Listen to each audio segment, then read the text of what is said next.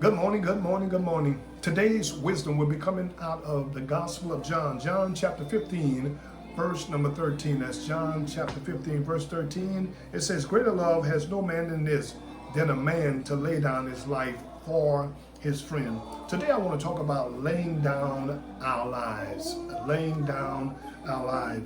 On this Veteran Day, the day we've set aside to honor and to salute our U.S.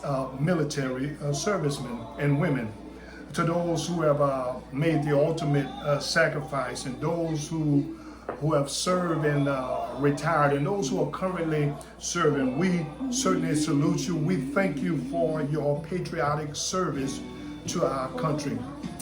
Here in John chapter 15, Jesus had just shared with his disciples that he was getting ready to leave, and yet in verse chapter 15, he told them about cleaving to him, about staying connected to him. And of course, in verse number 12 through 14, Jesus was telling them about laying down one life as the soldiers and those who have laid down their life to serve this country. He says to them, he says, this is the commandment in verse 12, this is the commandment I've given to you, that you love one another in the same manner I've loved you.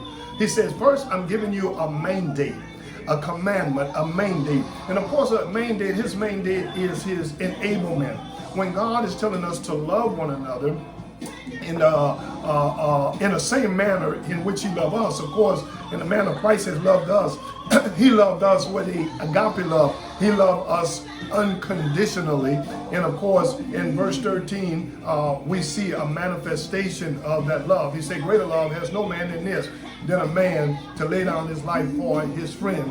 Jesus laid down his life for you and me when he went to Calvary cross. He showed that he loved us unconditionally, because when he loved us, when he did this yet while we were sinners, while we were enemy to him, he laid down his life for us. In verse 14, Jesus said, you are my friend if you do what I command you to do. And so today, on this Veteran Day, of course, with all the things that are happening around us and in our community, if we are going to win the battle, if we're going to win the war, then we have to lay down our lives. And it's simply saying we have to put others first. And the way we do it, we have to show love wherever there is hate. May God bless you real good. May God smile upon you.